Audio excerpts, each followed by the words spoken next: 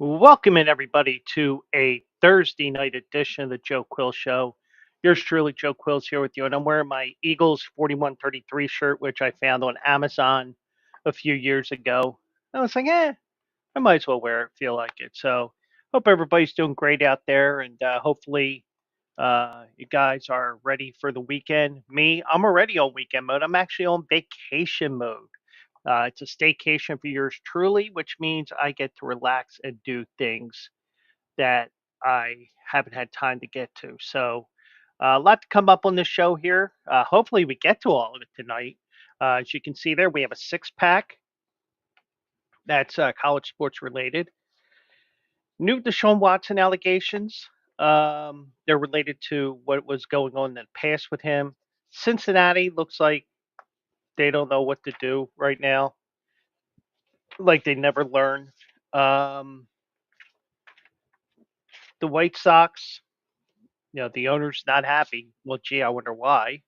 Uh, and got some LaLiga updates. And also, I got a crazy, stupid shit I saw segment that is worth waiting for tonight. So we will get to all that coming up, or at least we'll get to most of it tonight.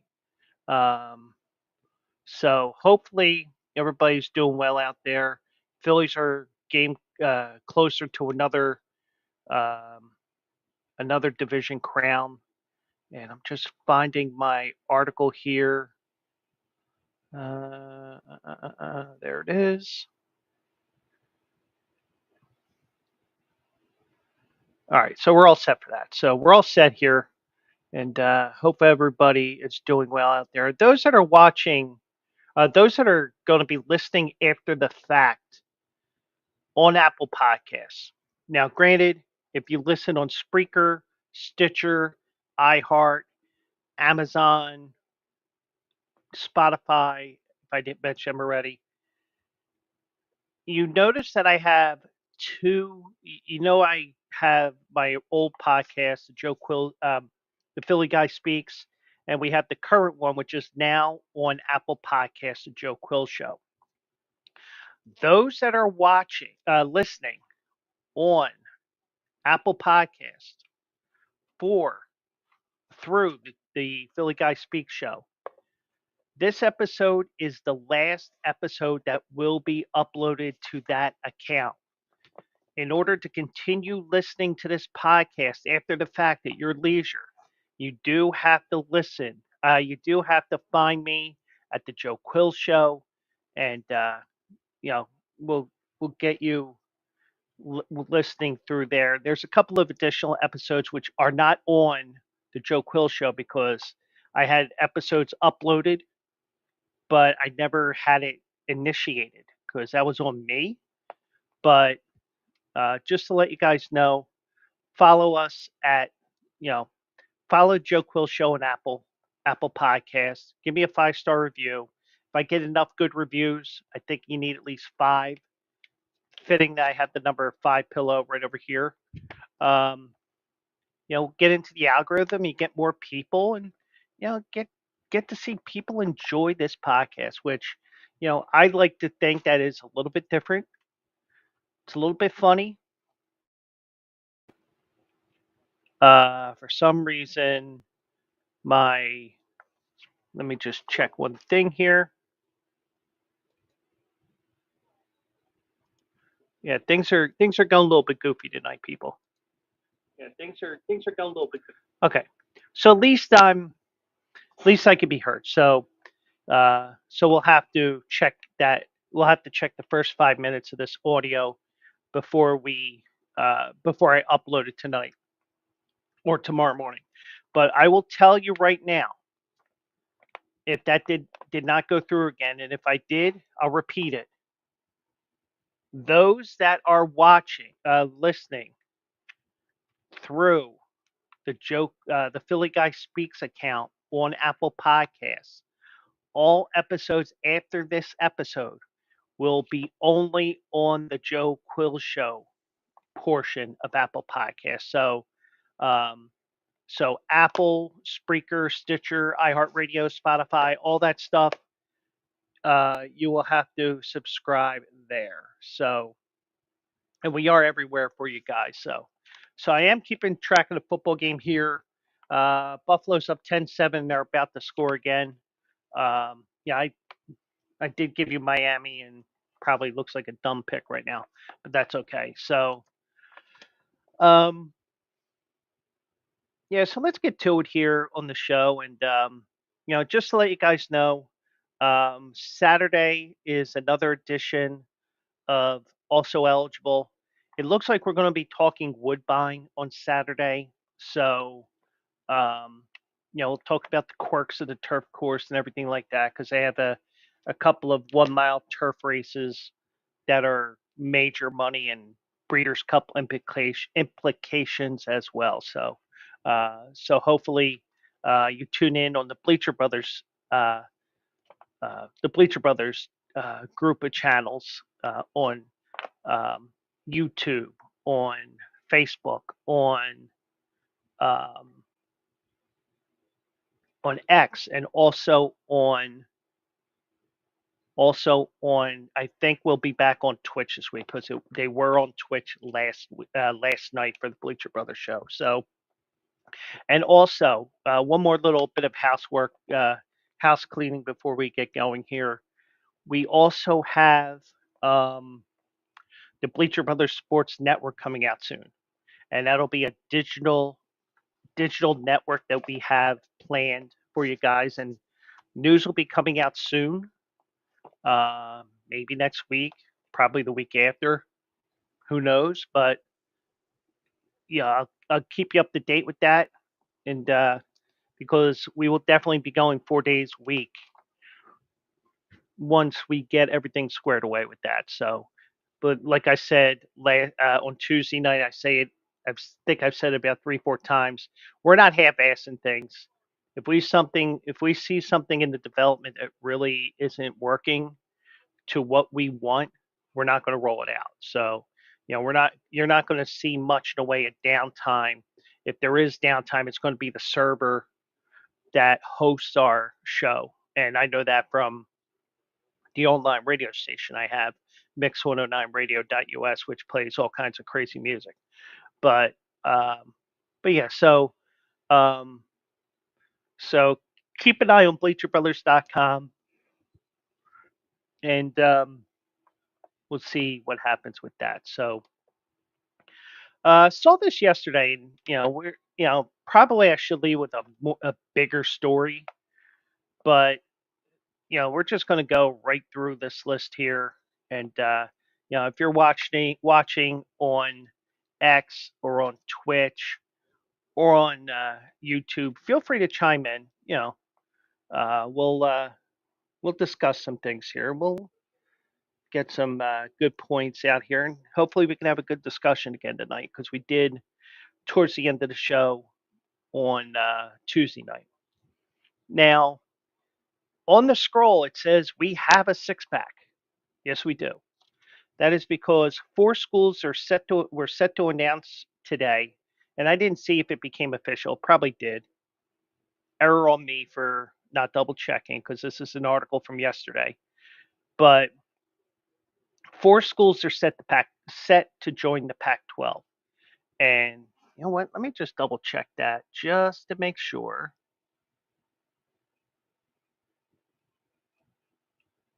Um,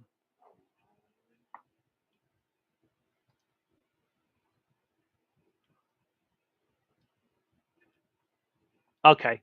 Yeah, so it is approved here. So I'm going to have to, it was approved today by the board of directors. So we have four teams joining the Pac 12, which I will call now the six pack.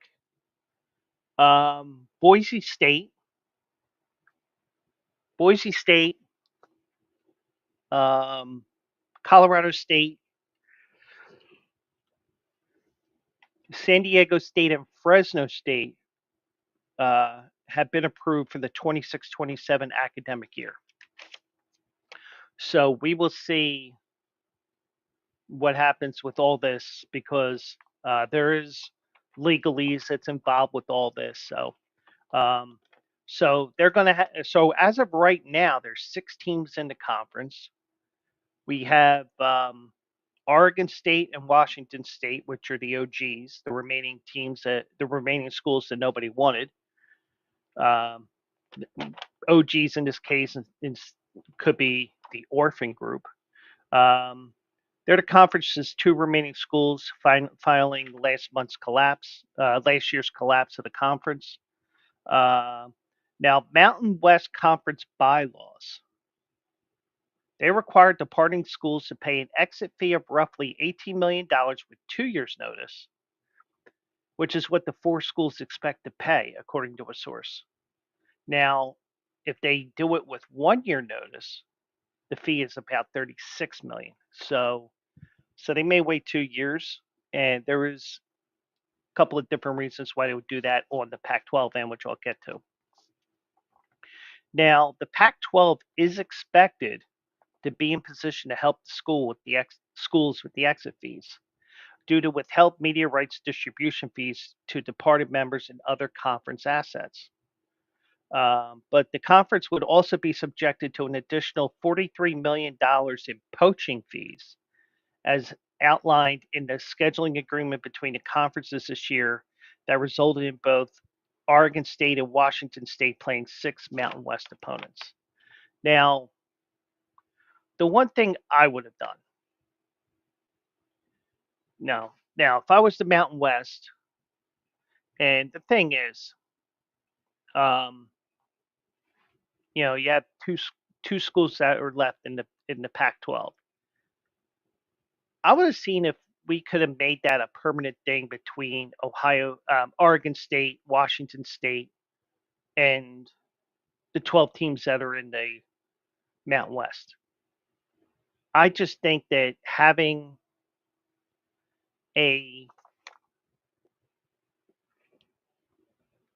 forgive me, I just had a coffee and I'm still yawning.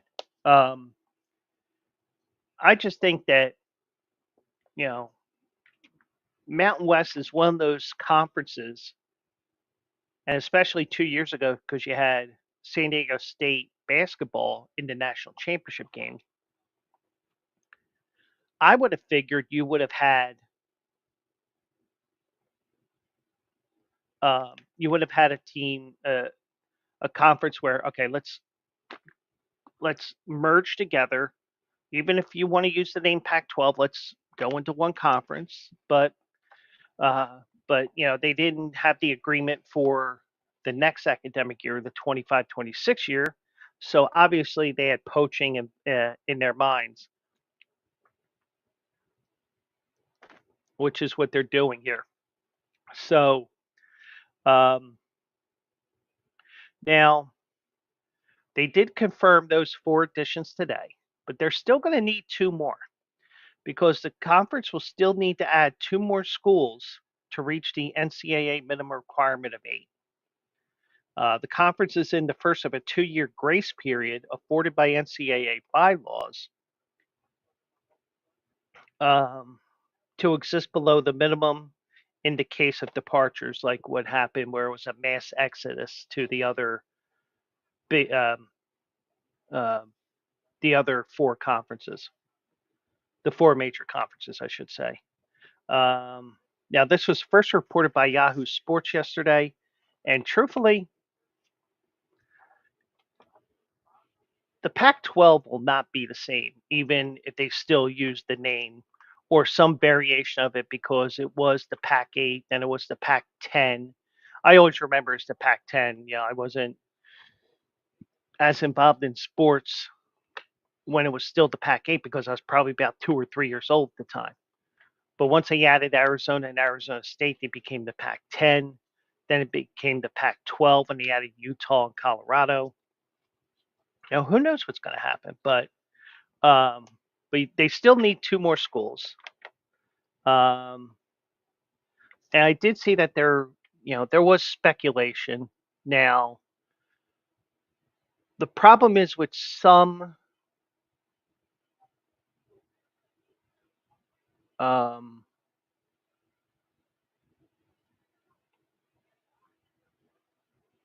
problem is you do have some.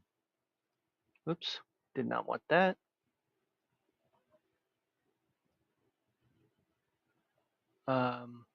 The problem is you need to find two schools somehow, especially because they play football. Um,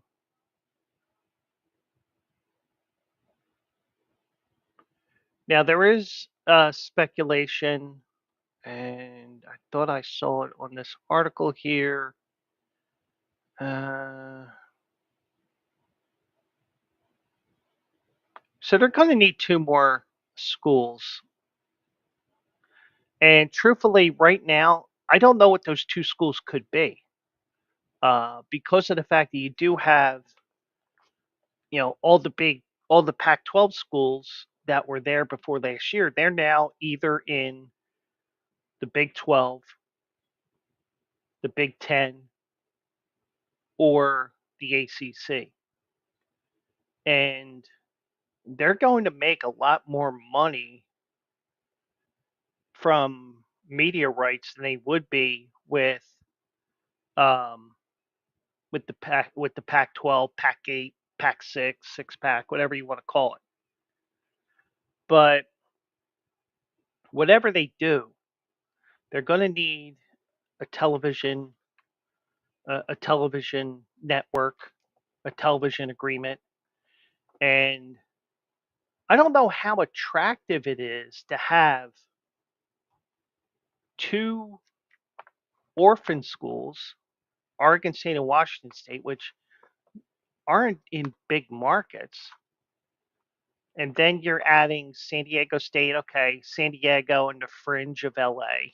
Okay, so you're kind of getting the LA market back, but you're not really. Fresno State, mm, Colorado State, eh,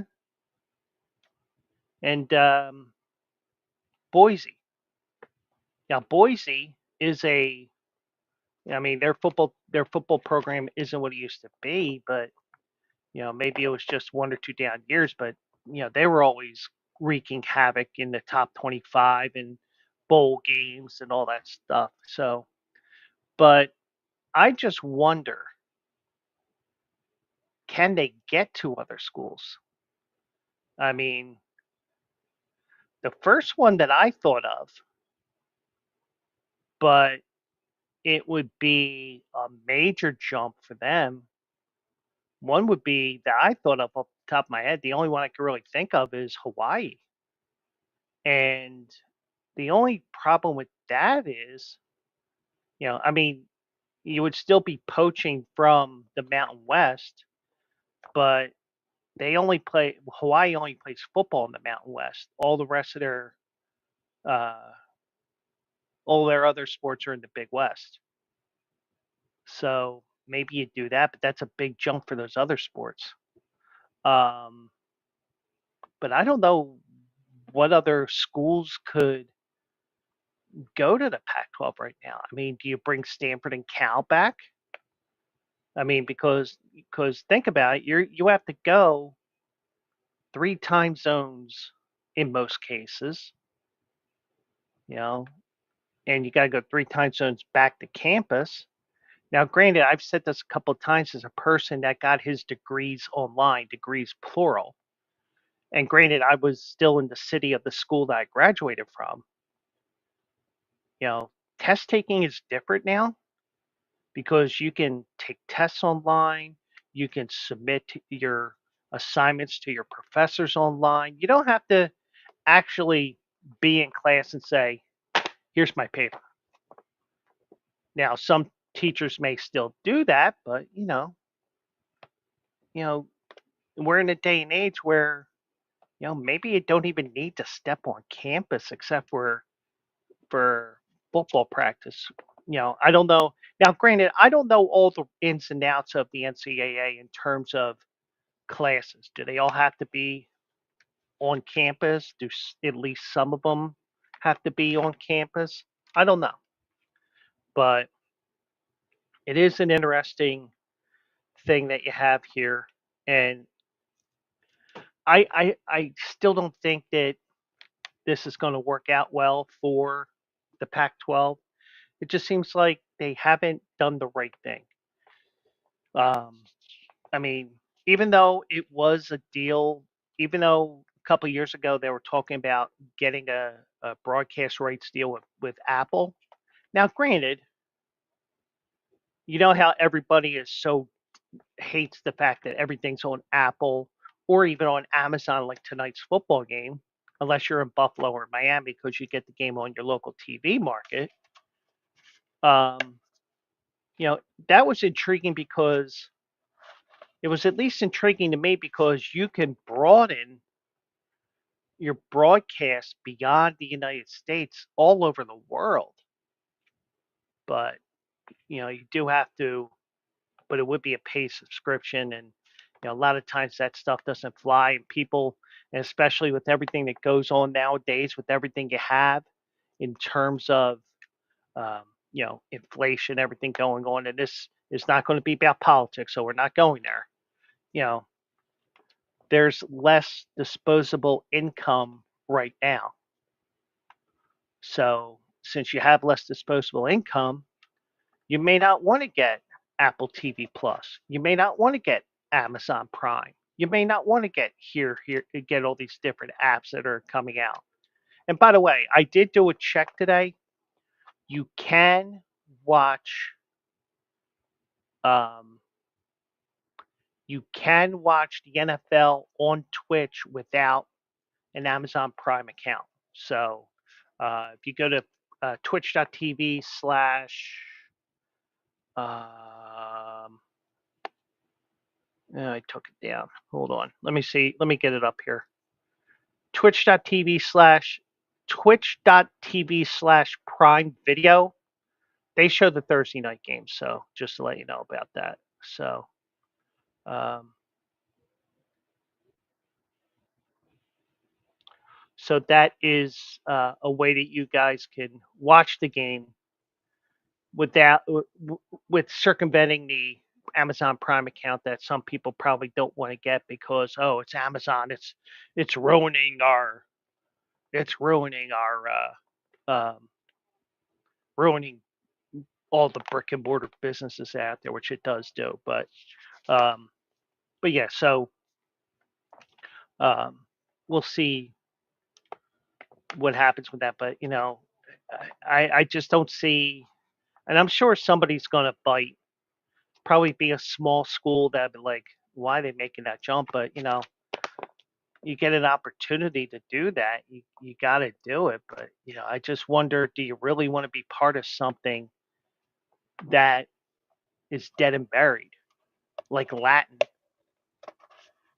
like a lot of things the way it is in the United States now? A lot of the things that we thought were good things are all dead because the way people act nowadays. At least that's just my opinion. So, but we're up to six in the Pac-12, or the six pack is what I will call it, going forward until something else happens. But who knows? Maybe we'll see a couple of teams within the next couple of months announce that they're going to the Pac-12.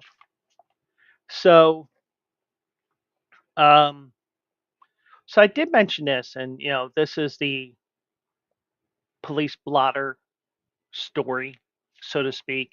Well, not exactly police blotter, but you know about the story of Deshaun Watson. How I even told you guys that I am even going to try to see if I can get blocked from the Cleveland Browns. You know, because I told you guys about the massage parlor that was around the corner from my office. I don't want to say old office because I work from home, but you know, if something were to happen where, let's say, I lose power, I lose internet, you know, they can tell me, oh, you got to go down to the office. Okay, just let you know it's going to take me X amount of time to get there. You know, don't expect me to be there in 5 minutes. But you do have um, you do have Deshaun Watson. You know everything that with his sexual indiscretions. Let's just call him that because you know I don't want to say something that's down the line, but it bordered on predator status. But um, this came up the other day, and this has been floating around for the last couple of days, but an attorney representing the plaintiff in a civil lawsuit accusing Cleveland Browns quarterback Deshaun Watson of sexual assault and battery told ESPN on Thursday that the woman will speak to the NFL within 2 weeks. And the thing is, and if I'm wrong, then so be it.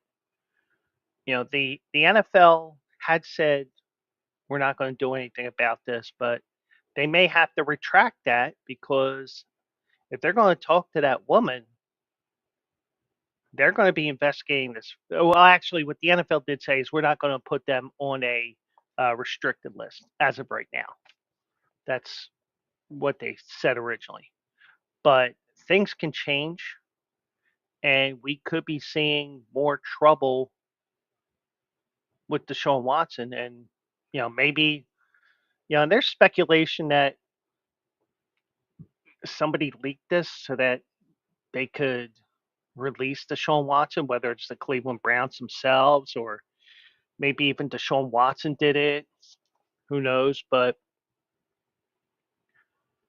somebody, somewhere this got out, and you know, we're finding more things about his scumbag ways from a few years ago. Attorney Tony Busby said in an email, "We will be scheduling a meeting with the NFL and hope that we can be accomplished in the next 2 weeks. We have a video and two additional witnesses for the NFL to speak with. Um, I personally never had confidence in the NFL's disciplinary process, but my client has chosen to engage it." Now, yeah, I mean, because the NFL, they really don't do anything until the legal process is over. So it may be that he doesn't get restricted, he doesn't get suspended or anything like that until he's after all the legal stuff is done. Now, the question I have is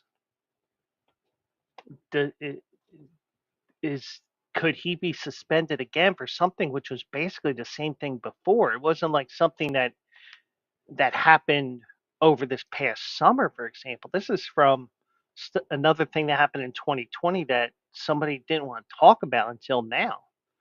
And why they're talking about it right now is interesting to me. Why now? Why didn't you mention it 4 years ago or when this started to hit the fan?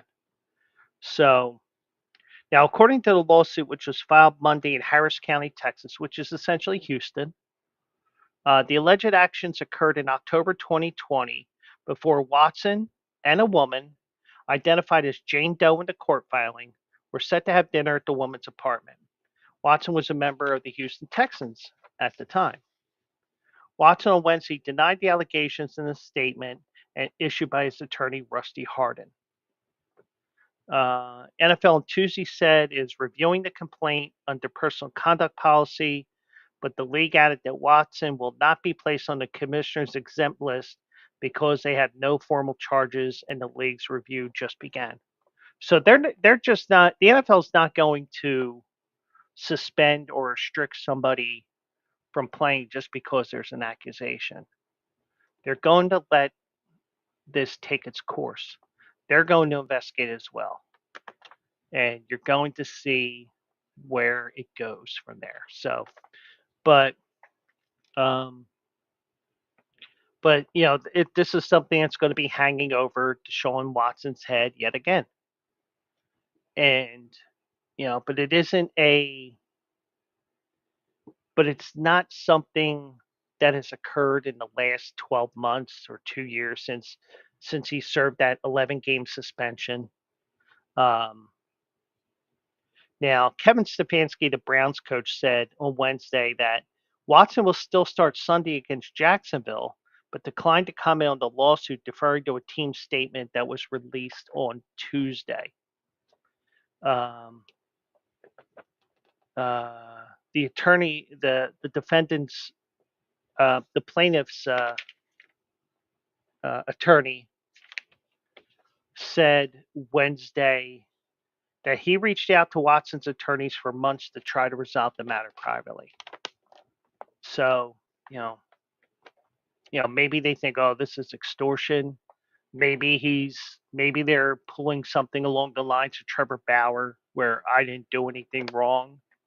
And I will tell you, the one thing that you do is you do not put yourself in that position.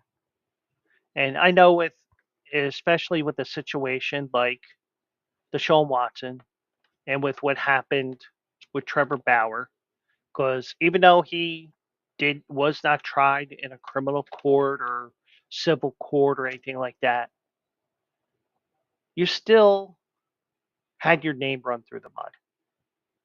And the one thing I will tell you, no matter what the situation is, just do not put yourself in that position. You know, but sometimes when the big head needs to control things, it's the little head that ends up taking control of everything, and which is not good in most cases, especially when you're a professional athlete. So, but they did try to resolve it privately.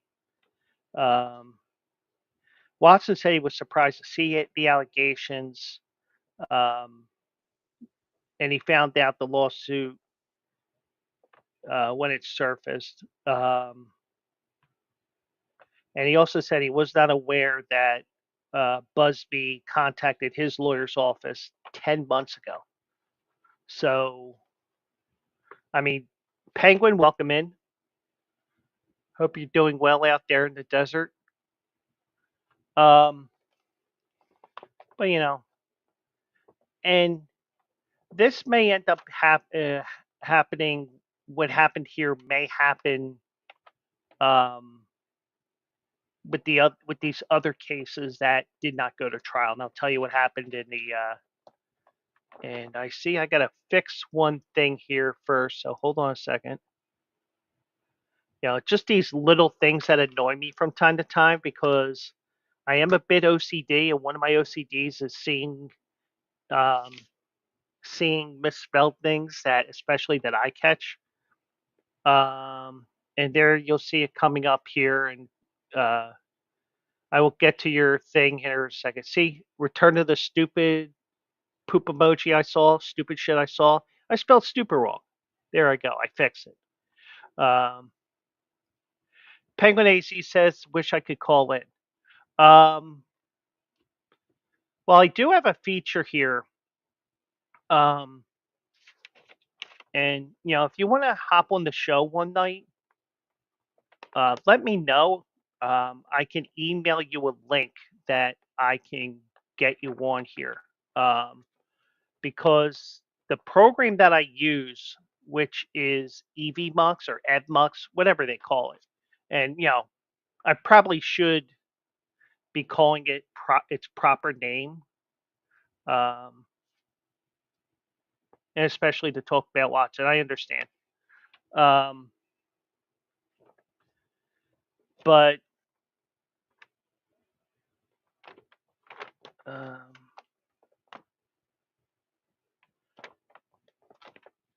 I just really think. I mean, because he did have an 11-game suspension in 2022. 24 women accused him of sexual assault during and inappropriate conduct during massage sessions. He probably thought, um, uh, hold on a second.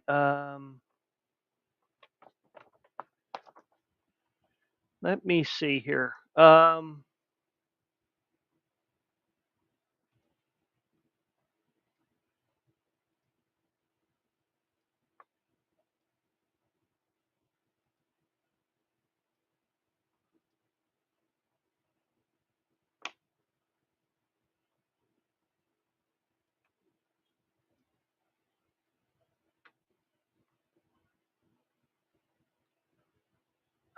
Let's see.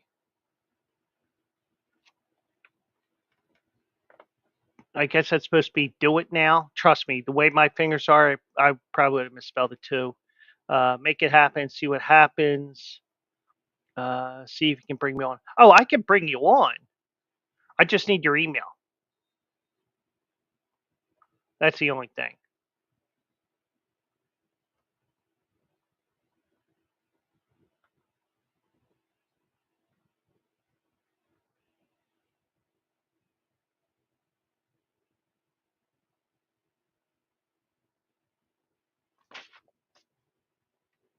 Because the one thing is, once BBSN is up and running, I am going to be having guests and stuff on the show, and I do have a night or two that I'm planning on guest. I'm co-hosts and stuff like that, so I will be having guests on the show and stuff like that. So um, um, I think you follow me on Twitter. Um, I know you're Facebook friends with me.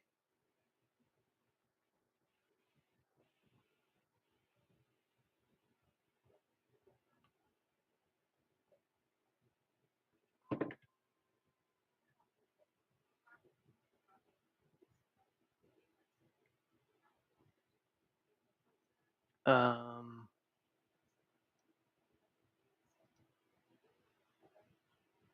and I apologize for those that are watching this as well because I'm keeping an eye out just in case. Um,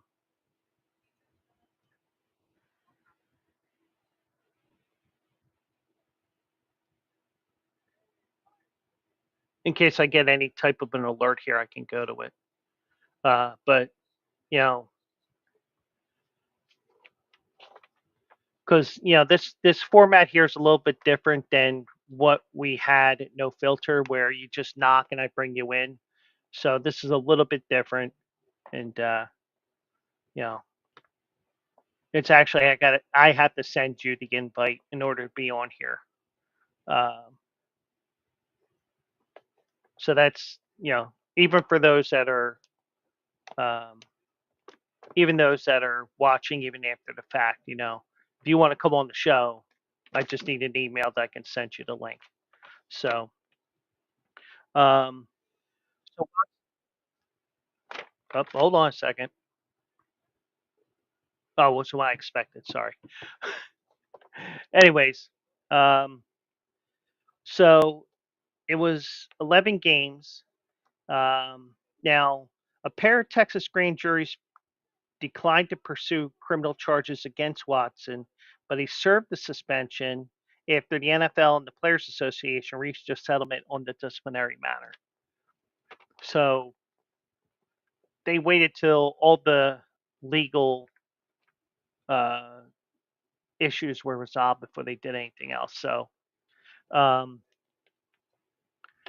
so one of the reasons why they may have waited to why most of those cases were brought were um, were settled or just didn't end up in court was because of the fact that these women did not want to be identified. And when you're a sexual assault victim, you deserve the right to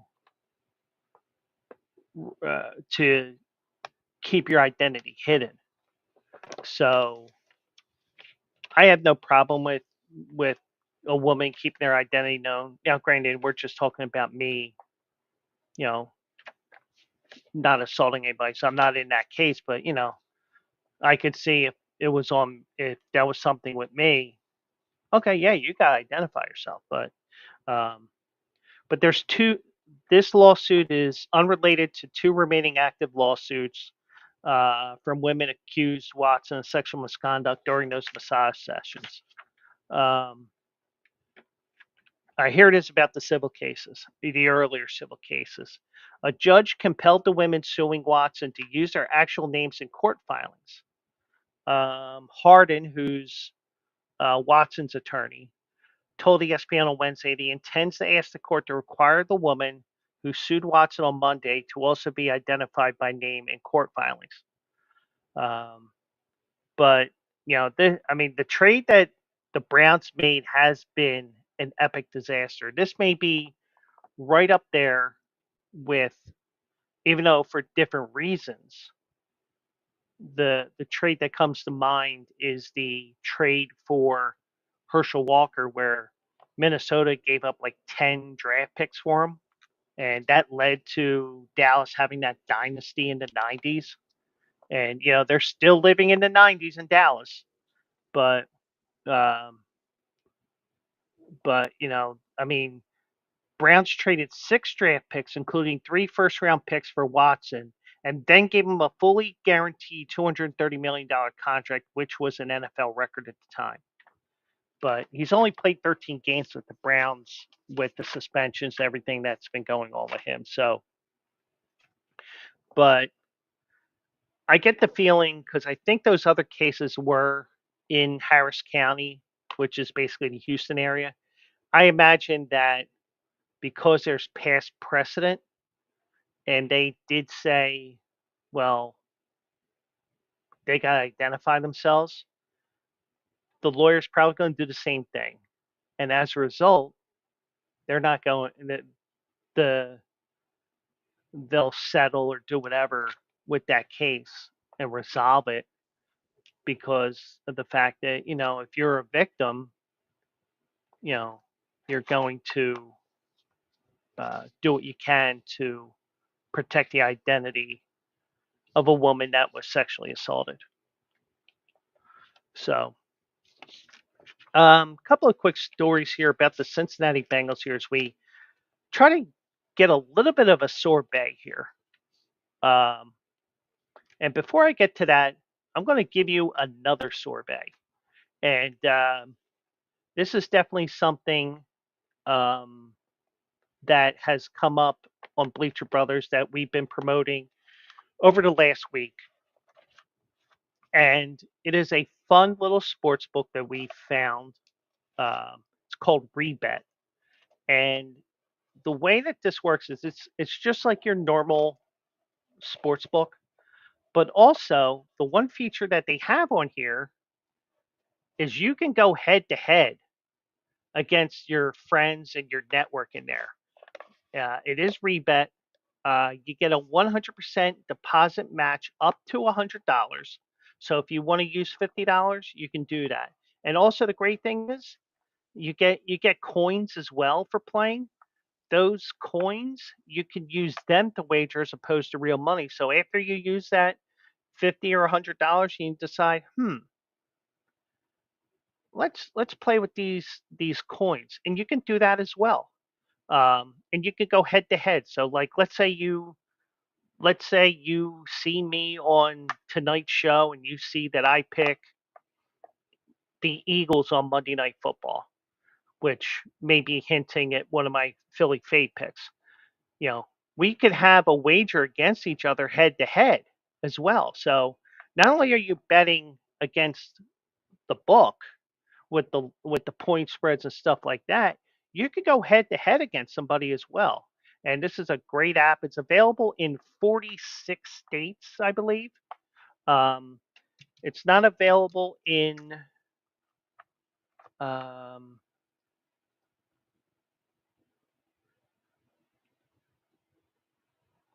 it is not available in Idaho and Nevada. I thought there were 2 others that are not available, but one thing I would say is also check with the laws in your state, and because I hate to see you do that and not be able to play. But but you must be 18 years old and up. Terms apply. Um, um, and you must be present in a state where Rebet operates. So, like for example, I'm in Pennsylvania. I could use it in Pennsylvania, and it's a fun little thing here. You know, it's more than um, you know just a sports book. You can also go head to head. Think of it as a gambling social media. You use that, and I'm going to put the link in the description of the podcast. If you want to try it out, hit me up. at Joe Quills on X, and I'll send you the link, and we'll discuss a little bit more, and we'll because turn you onto a different type of sports book here. A fun little thing that they have here called Rebet, and you'll get a 100% deposit match up to $100. You put in 50, they give you 50 right back with that initial deposit. If it's 100, you get 100. If you put 200, you're going to get that 100 because it's up to $100. So if you're only comfortable with $20, that's fine. Rebet will give you 20. So it's a fun little thing that they have that we've been aware of, and I am going to put this in the podcast notes as well, and um, you know, and let me know if you do have the uh, if you do sign up. So we'll get that as well. So just want to let guys know about Rebet, which is a new sports book that we use here at Bleacher Brothers, and I should have a banner for that, but I don't. So Rebet is a fun little app. I admit I haven't used it every day because and the thing is, first of all, if you have a gambling problem, 1-800-GAMBLER. Do want to stress that. Um, and like I will tell you, life gets in the way sometimes, and that's okay. If your life revolves around gambling 24/7, then you may need to call 1-800-GAMBLER. But, like I always tell you, I'm very transparent with my Philly fade picks. I will tell you, for example, hey, it's rent week. I'm not gambling, but if I was, these are my picks. Do what you want with them. They're called the Philly fade for a reason.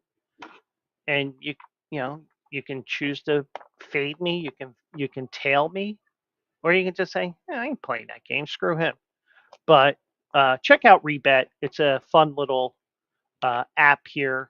And, I will have, for those in the podcast, it will be in the description as well. So just want to let you know in regards to that. So on to Cincinnati. And if you got the Rebet app, you could gamble or wager, I should say. That may be a better word. You could wager on the Cincinnati Kansas City game. Now, things are not going that well for Cincinnati. Jamar Chase had a sit in during training camp. T. Higgins is out injured. Well, apparently, T. Higgins' injury, people are questioning whether he's injured or not. Well, T. Higgins is confused by that narrative surrounding his injury situation. He told ESPN on Thursday that the hamstring injury that has kept him out of practice this week is completely unrelated to his contract status. And there's only people that would know that, and that's T. Higgins, the head coach, and his teammates. And I think with a lot of the teammates that he has, they will know the character that he has and that he wants to play right now. So, um, so Higgins has not practiced since he injured his hamstring in practice on September 5th, just a few days before the team's season opening loss to the New England Patriots. But the fifth-year player has made it known he wants to be on the field. I just don't know why fans think I'm faking an injury. When for me, to get an extension for a contract, that deadline is over. I just don't understand why they think I'm faking an injury. It just doesn't make sense to me. And also because, as we'll find out, he had a hamstring injury last year as well. Now, the deadline that Higgins referred to was July 15th. That was the final day teams and players uh, who used the franchise tag could reach a long-term deal with those players. If one was not reached by then, the sides can't negotiate now until the end of the regular season. So they won't be talking until January the 6th, 7th, 8th, whatever it is. So whatever it is, he does, and in a way, it may be a good cooling off point depending on how contentious those negotiations were. We don't know what happened with those negotiations. Maybe they got tense, or maybe the team just said "F them, we're not going to negotiate." We don't know, but you do have, um, we do have a, um, we do have people questioning, and the thing is, I say it all the time: social media is a necessary evil. I mean, we found out why it's a necessary evil when 2016 came around with the presidential election. Um, you know, and you know, people people become keyboard warriors, and like I said before, and even I'm guilty of it, even with some of the things. And Penguin says, "Go answer backs," as we are not even talking baseball here. I gotta give him crap. But um, but but I'm not going around as a keyboard warrior saying, for example, but I am a keyboard warrior when it comes to Nick Castellanos, calling him Small Dick Nick. I admit that, but I told you why I've used that name. It's because we have Big Dick Nick, Nick Foles, and um since Nick Castellanos always comes up small in the postseason for the Phillies, he is Small Dick Nick.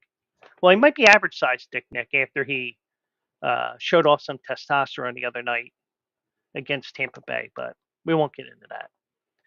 But and I admit, and I've speculated about Bryce Harper. He admitted that he has elbow and wrist problems right now, in the elbow problems with this surgically repaired elbow. And I said, it's like some of the hustling that he hasn't done. Some people say it's his that he wants an extension on this contract, which may not necessarily be him. It may be Scott Boras telling him that. Um, I wondered if maybe his back was hurting him as well, because he's known to have back problems. So I was like, well, maybe it's his back. And also, it's September. A lot of these players that play mostly every day, they do go through the aches and pains just like they do in football. So, if you don't have any issues with your if you don't have any issues with your body this time of year, if you're a baseball player, well, even the bench players probably have issues because they probably got splinters up their ass cheeks. But we won't go into that.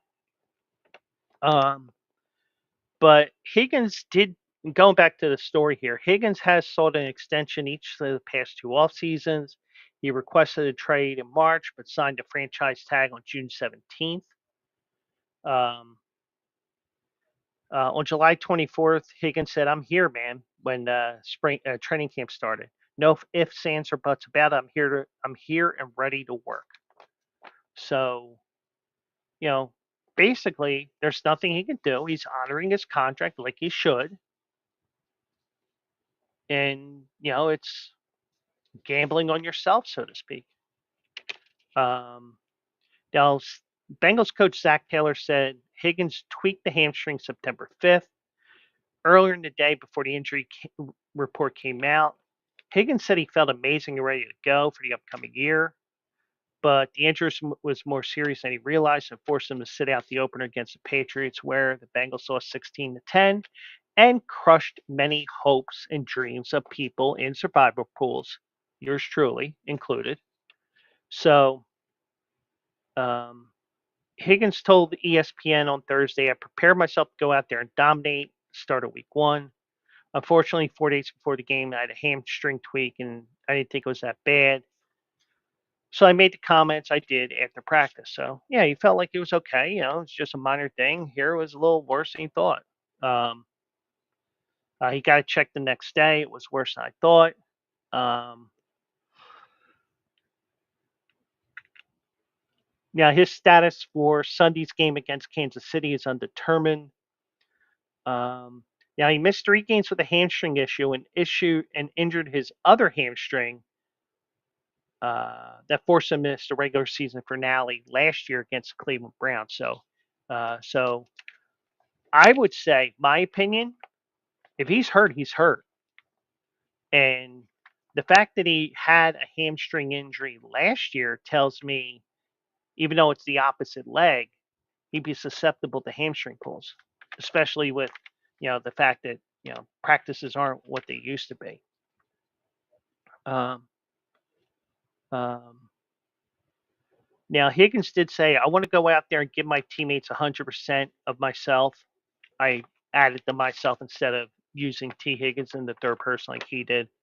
I don't want to give them 50% and half-ass it just to be a presence on the field. You know, he wants to earn his money, plain and simple. And I think that he knows that he has to gamble on himself to get that contract that he really wants. So we'll see what happens there. But um, but if past history is the case with his other hamstring, then he might be missing 2, 3 games as a result of this hamstring pull that he has. So now the other star wide receiver, Jamar Chase, he had a sit in where he would show up to practice and not practice because he wants a new contract. Now, the one thing is, you should not poke the bear, especially when they are the 2-time defending champion, Kansas City Chiefs. But personally, I don't think you should be talking trash against a team like that. Now, granted, this is a rivalry that's been brewing for the last 3, 4 years. Kansas City lost to Cincinnati when Cincinnati got to a Super Bowl a few years ago. Kansas City responded by defeating them the next year. Kansas City knocked the Chiefs. Kansas City knocked the Bengals out of the playoffs last year. So, um, Jamar Chase says the team still believes that it is the team that commands the top spot. Well, not after you lost to New England. Okay. Now, he said everybody knows that. It's not if. We are the team that beat in the AFC, and we know it, and we got to play like it too. Well, guess what? You just gave the Kansas City Chiefs, a team that does not need bulletin board material, to beat you on Sunday. You don't need to give them a bulletin board material, but congratulations, Jamar Chase, you just did that. Um, and like I said, 2 of the last 3 years it determined which team got to the Super Bowl. Um,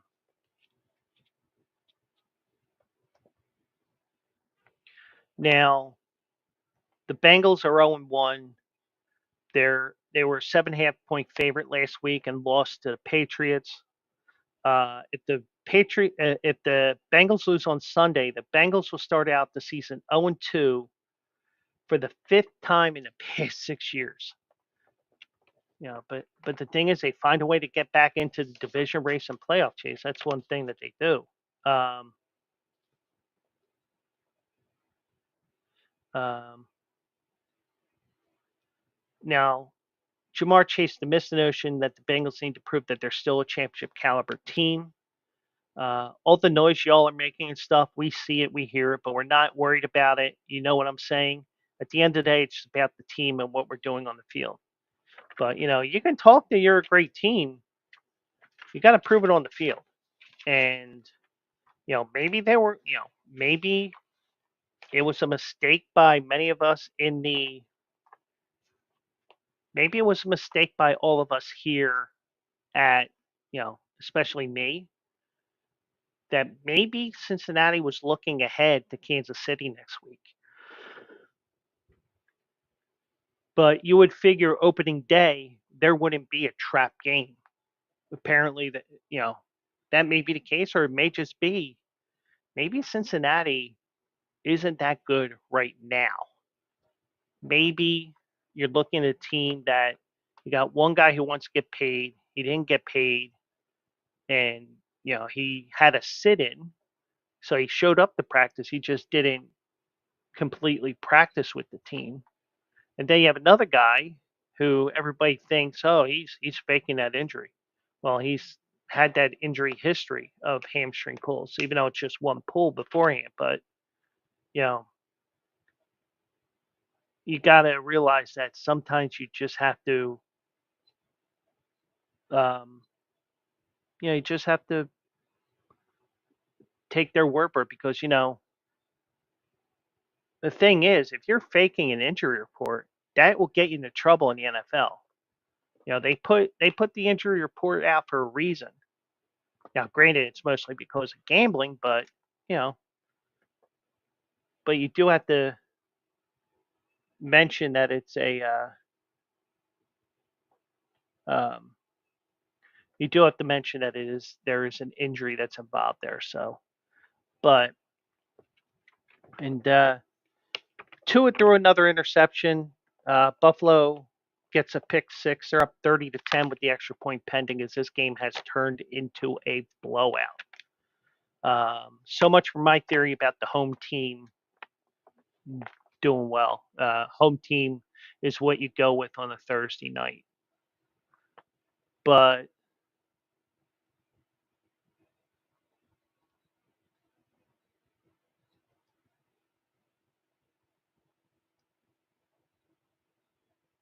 at least I have Texas State right now. They're tied 21-21 right now.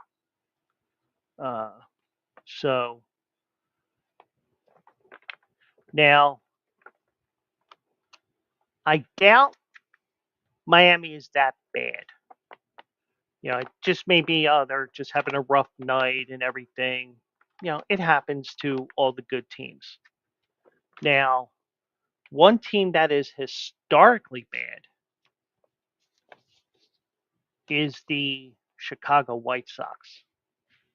And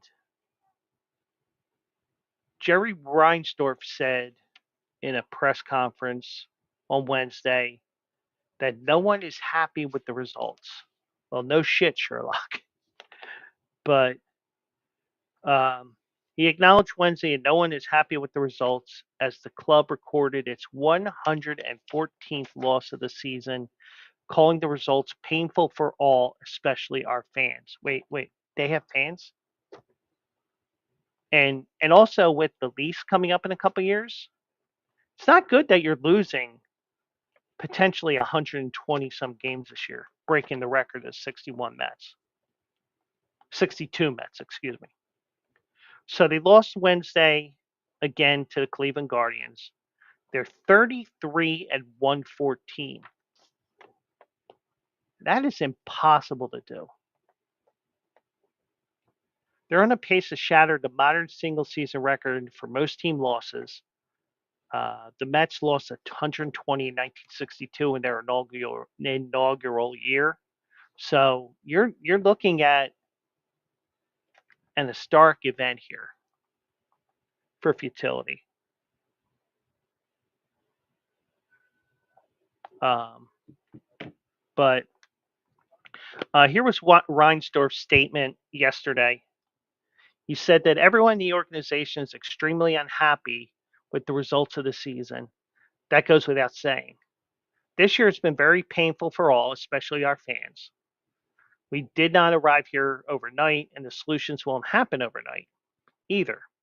Going back to last year, we have made difficult decisions and changes to begin building a foundation for future success. What has impressed me is how our players and staff have continued to work and bring a professional attitude to the ballpark each day despite a historically difficult season. No one is happy with the results, but I commend the continued effort. I expect to have more to say at the end of the season. So, this is, I mean, and this is why, um, you know, this is why I say, in some regards, that draft lotteries do not help. It just encourages teams to tank seasons for a chance to get the top pick. And baseball is the sport where it takes a couple of years before you get to the majors in most cases, minimum couple. I mean, for every Paul Skeens that is in the majors within a couple of months, you have guys who are first round picks that don't make it. So you could have, and also with them being a big market team, from what others have been saying on the Bleacher Brothers show, they won't get a top 10 they won't get their top pick will be number 10. So um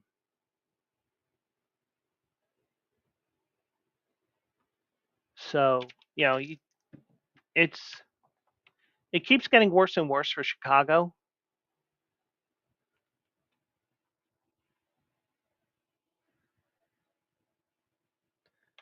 um Forgive me, I have to answer this.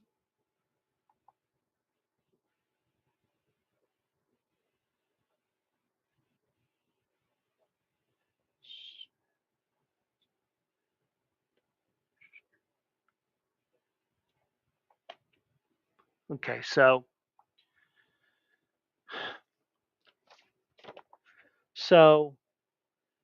Jerry Reinsdorf has owned the White Sox since 1981, and he's 88 years old. Um, you know, but um,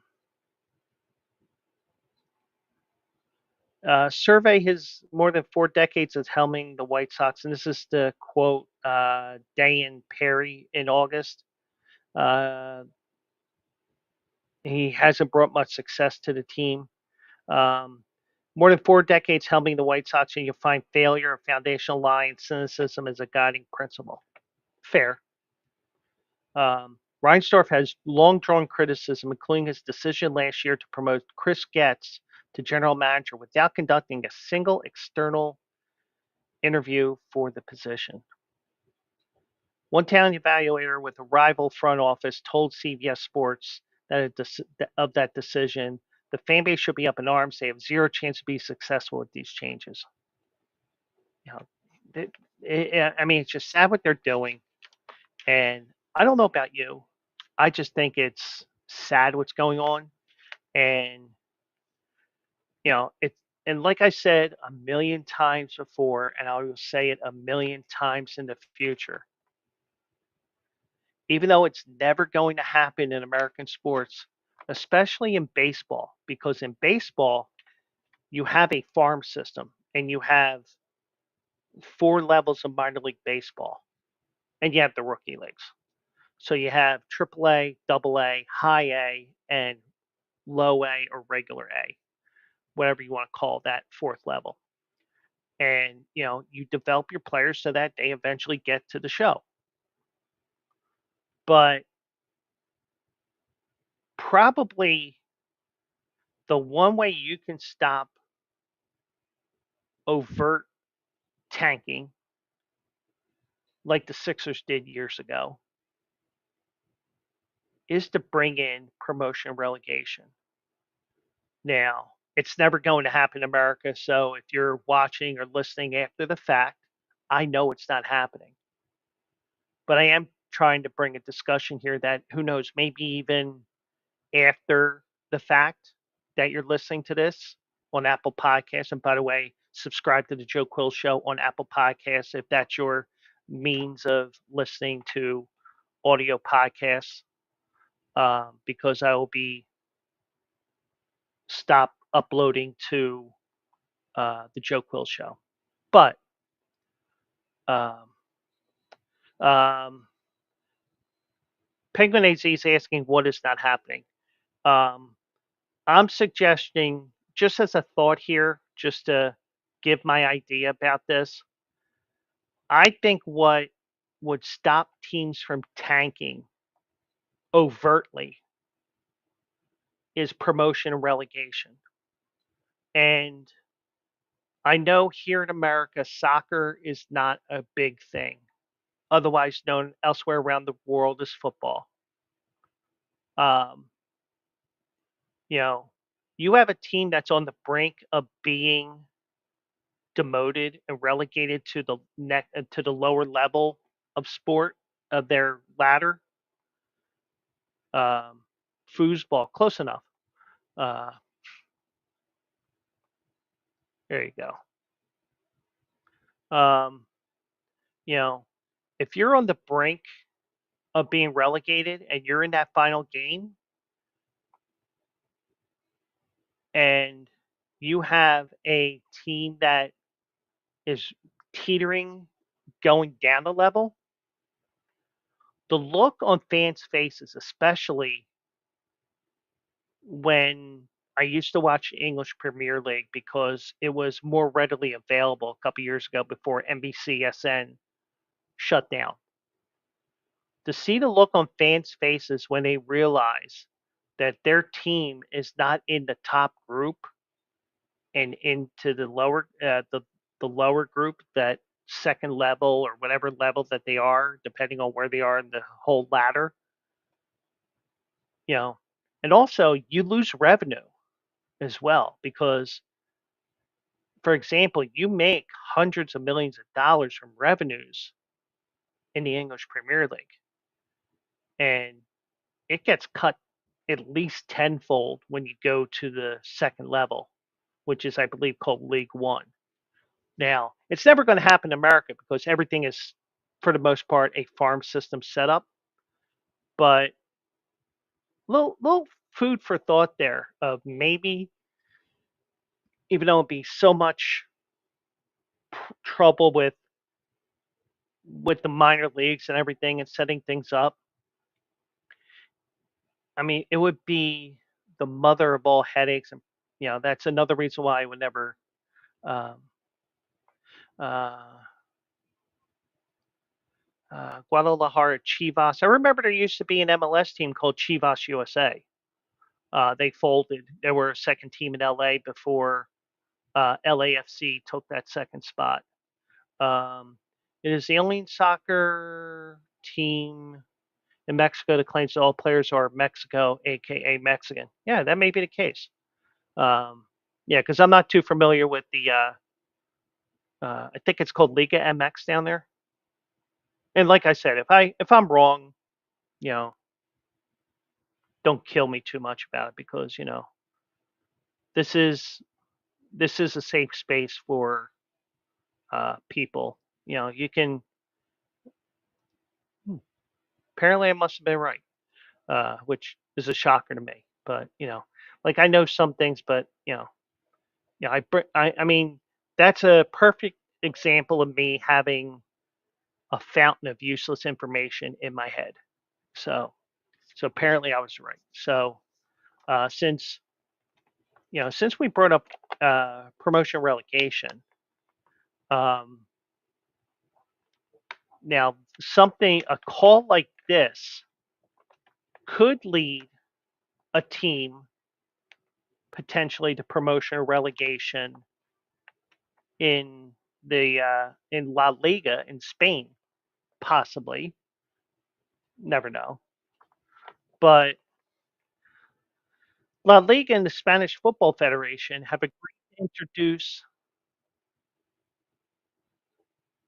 they've agreed to introduce FIFA's new no racism gesture for referees, which will be used by officials to signal that a racial incident has been reported. And the one thing is with FIFA, they are trying to stop the racism issue in the sport. Um, I don't know how successful they have been. And obviously, since they're going to this extreme in Spain, it tells me it is not going well. And every once in a while, um, you do hear something in the news, even with MLS, about somebody using a racial slur on somebody of some sort. And the referees are taught what some of the racial slurs are in different languages. So if you think you can get away with calling somebody a racial slur in a language that isn't your normal language, they will have an idea of what those words are. Um, Now it's going to be a cross arm gesture, and I haven't looked up the cross arm gesture, so I don't know if it's something like this or, like for example, I know this from watching WWE videos on YouTube and on Facebook. If you ever see a referee go like this over their heads, a referee do this, it means that they need medical attention in the ring because somebody's injured and they can't continue. Now, they'll try to keep that off of camera, or even if you're at a live event, if you see a referee doing something like this, that means that that one of the wrestlers got hurt. But I don't know what the cross arm gesture is exactly, what it looks like. And hopefully you don't see it in soccer, but this is something that is coming up here that has been happening, especially in Spain. Um, Now, racism in Spanish football has come under the spotlight with a number of high profile incidents of fans insulting players, many involving Real Madrid forward Vinicius, Vinicius Jr., who has led calls for more action on the issue. And I know Mexico has had issues with their fans with the men's national team because I remember I think it was last year, the U.S. was playing Mexico, I believe, in Vegas, and they had like 2 or 3 minutes left in the game, and they started with all the racial chants and stuff like that, and the ref said, "We're not continuing until they stop," or whatever they did exactly. But um, now, earlier this year, 3 fans received prison sentences for racially abusing the Brazil International at Valencia's Mestalla Stadium in May 2023. In the first guilty verdict of its kind in Spain. Um, in May, FIFA announced the introduction of a global standard. Uh-oh. And thank you, Penguin, for giving me this update here because we are doing it live here on Thursday night. I got the TV on, but I got the volume down on top of it. But Tua's in concussion protocol. He's done playing. Thank you so much for that. You know, I know you were good for something, Penguin. No, I'm kidding. You're good for everything. Yeah, gotta joke around with you. But um, so there's a golden stand. He went down with the finger motion again. Oh, that ain't good. Um, yeah, and I'm sure that's going to be on Sports Center tonight when I turn it on after I'm done here. If they, and I'm sure they're going to say, "Hey, this is something that just happened." You know, uh, So I imagine SportsCenter will say, "Hey, this may be something." They'll give the warning that it may be bothersome to some viewers and stuff like that. Whatever the correct verbiage is there. So in May, FIFA announced the introduction of the global standard gesture for referee to signal the implementation of the 3-step procedure to halt, suspend, and ultimately abandon matches in the event of a racist incident. Uh, Mike D kissed his head as he walked off the field. Yeah, yeah, I mean,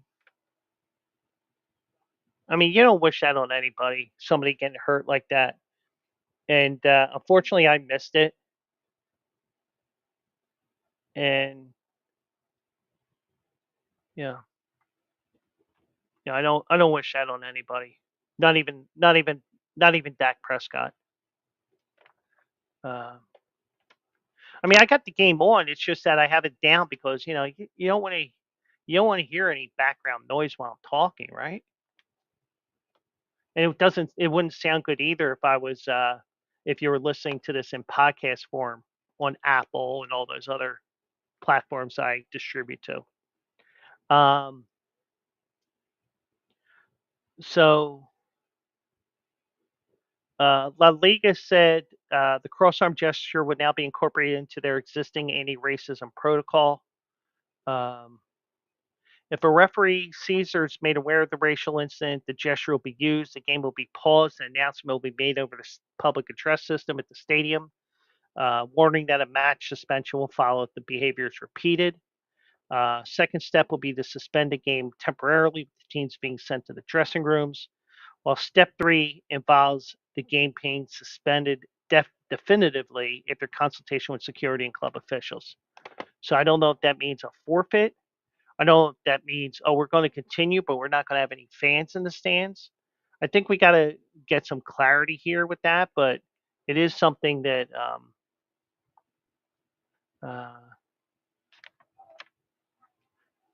so me and the Penguin AZ, we joke around a lot on here. So, and that's the thing. Even if you're listening to this after the fact, if you join me on YouTube, on Twitch, or on X at Joe Quills, we have fun here. You know, even though we are talking about some serious stuff here from time to time, we do joke around. And my phone even went off here. Apparently I said something close to SIRI, and that set my phone off. But I had the ringer off, so I didn't hear it talking to me or whatever. So, um, Vinicius Jr. said in an interview with CNN last month that Real Madrid would be prepared to walk off the pitch if faced with more racist abuse. Um,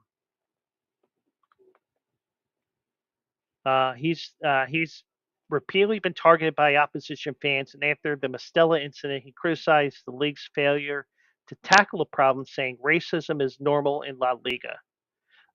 And he also said Spain should lose the right to host the 2030 World Cup if more progress isn't made on the issue. He said if by 2030 things don't improve, I think we have to move the location because if a player doesn't feel comfortable and safe playing in a country where they can suffer racism, it's a bit difficult. There's a lot of people in Spain. The majority aren't racist. It's just a group of people, small group that end up affecting the image of a country. Um, but Tua is in the locker room, and he was injured in the third quarter of the game. Let me just take a peek here.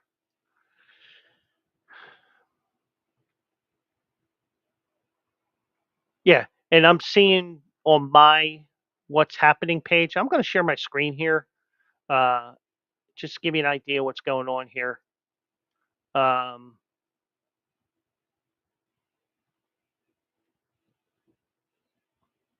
I'm not going to pause that video there so that they don't come after me.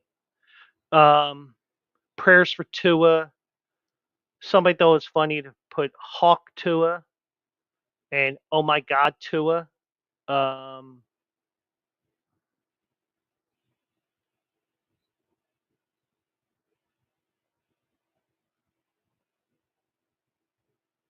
that was the pick six. That was the hit last year. Um,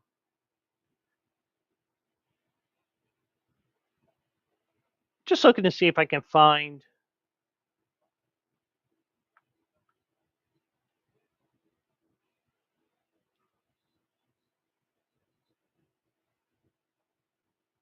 So it looks like from what somebody said here that he didn't slide. He didn't slide feet first. He slide head first. Oh, there it is.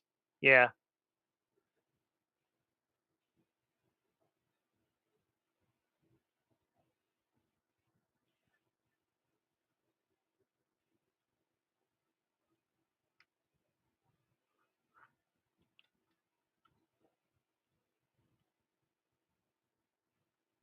Um, and here's the other one here.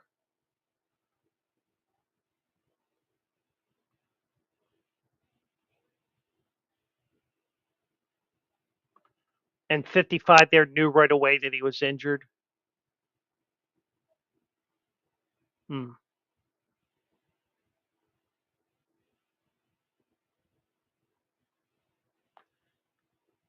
And and they say right here, Tua convulsing after the hit to the head. Um, yeah, that's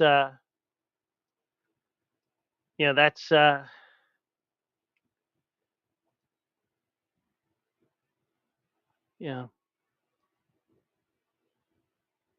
and like Penguin said, I'm telling you, I saw finger action before with the hand and fingers motion. Tua's done playing football and will settle. Tua just got paid and walk off like Bobby B, except in NFL. Um, but he doesn't have a contract like Kirk Cousins had in Minnesota or Deshaun Watson has with Cleveland, where it was completely guaranteed. Um, a contract like that is very rare in the NFL because the reason why that they give you signing bonuses and stuff like that is so that they can circumvent the salary cap. See Roseman, comma Howie, the Eagles GM Howie Roseman. But yeah, that was very disturbing, and I wonder as well. and I know we're getting off script here, but that's why on the scroll at the bottom of the screen here, I always put on there more because there's always something that comes up. And since this is probably going to be a Thursday thing where if something pops up on Thursday, we quickly talk football. Um, you know,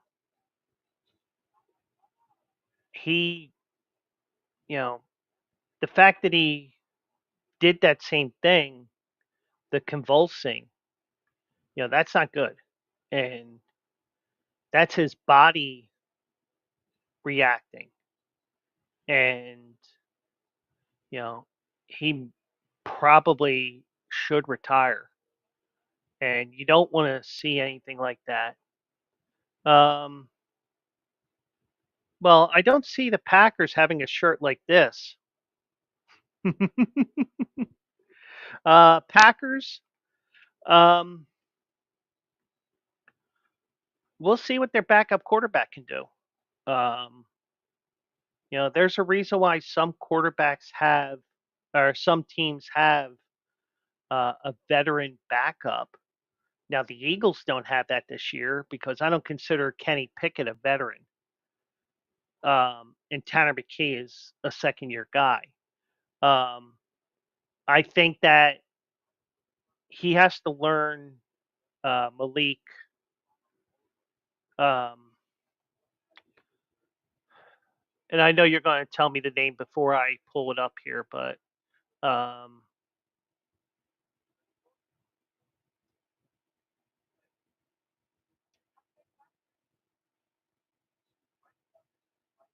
um, Malik Willis.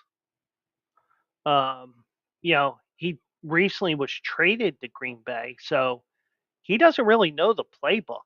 Now, Matt LaFleur, um, Matt LaFleur will be able to get him ready because from what I see on the ESPN article here, um, that I'm not going to read into too much right now. Uh, Prepare a backup quarterback to win. Matt LaFleur has done it before. Um, you do have an opportunity for Malik to prove himself as a quarterback, even if it is, um, even if it is a, um,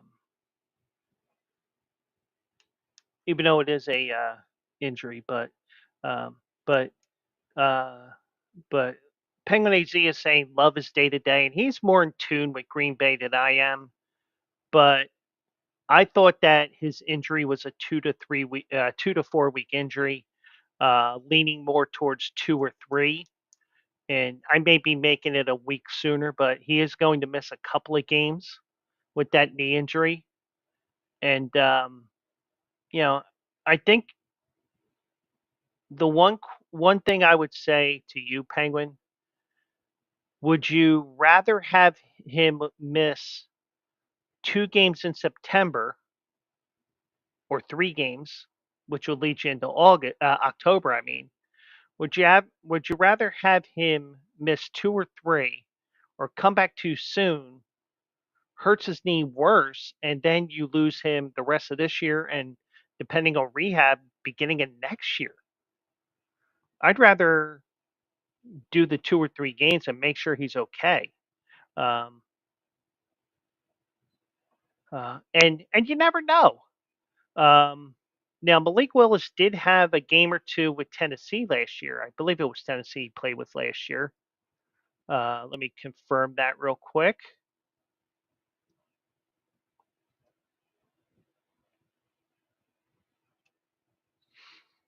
Mm, mm, mm, mm, mm. Now, LaFleur didn't officially rule out Love for week 2, according to the spin here on Malik Willis, but I think it's safe to say that he's not going to play. Um, I just think you have to err on the side of caution. Yeah, he played in 8 games in 22 for Tennessee, 3 games for Tennessee last year. So there is some video. He does have some experience, but he's learning a new offense. So um, and Packers defense is sus, yeah. But you know what? I think with the Eagles, you do have a loaded offense, and it's also week 1. I think if that game was not at a neutral site where you had all kinds of turf issues, if you had that in Philadelphia or you had it in Green Bay and you had a better turf situation, because the soccer turf is a different animal from NFL turf, natural grass turf, I should say. So who knows? Maybe he never gets hurt if that game was in Philly, if you play the same type game. But that's the thing. No 2 games are exactly the same. But you do have, um, but you do have different things that happen. But I think that with it being week 1, you know, both teams are going to make more mistakes because in some regards, even though you've been through the OTAs, you've been through training camp, the thing is, you haven't been in the pressure cooker of a regular season game. And it's even more of a pressure cooker when you're playing half a world away. Now, granted, you don't have the entire stadium yelling against you like you would if Green Bay was in Philly or Philly was in Green Bay. And, you're going to have better conditions this week at Green Bay because, the tundra is not frozen yet. Actually, it'd be a nice grass field right now because they've only played 2 exhibition games there, so it's not torn up. So you're going to be okay, you know. And also with the fact that you got an AFC game this week.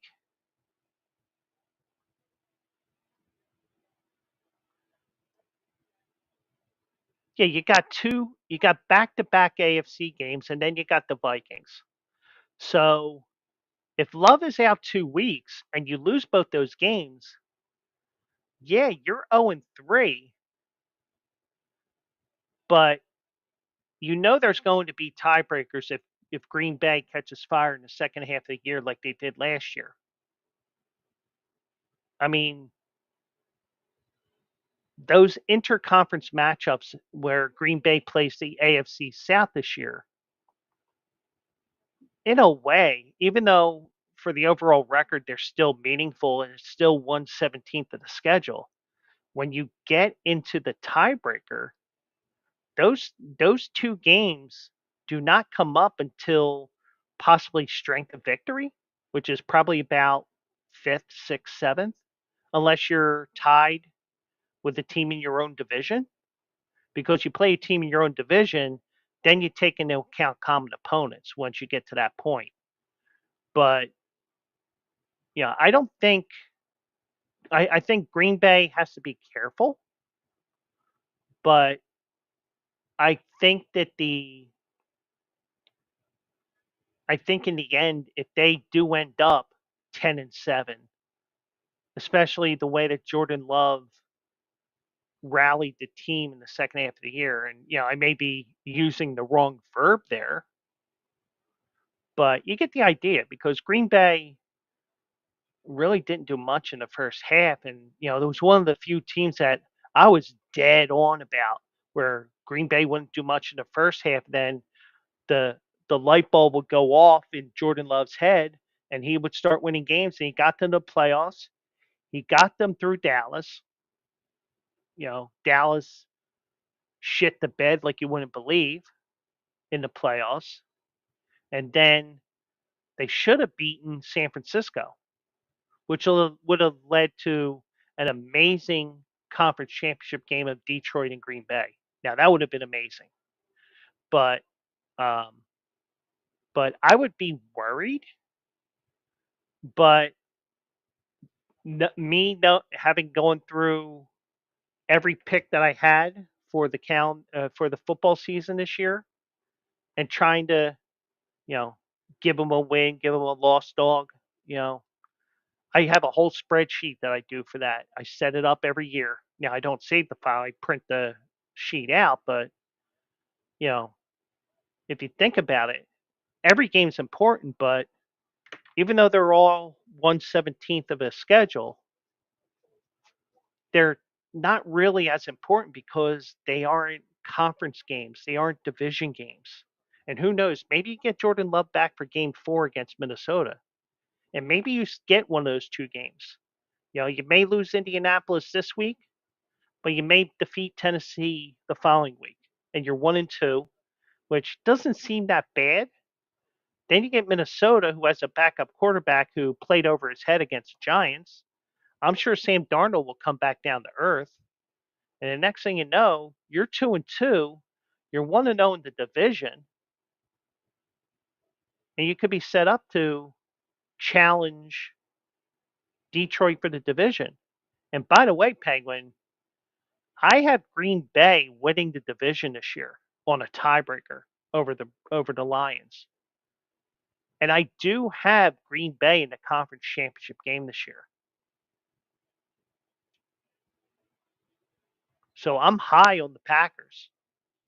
Some people will say that I'm high on other things, but I'm just naturally effed in the head. But but to answer your question about Green Bay, you know, short term I'd be worried, but long term, I think those games, even if you drop both of those games, even though you be 0-3, those two games coming up are AFC games, and they won't affect you in the tiebreakers. They shouldn't affect you in the tiebreakers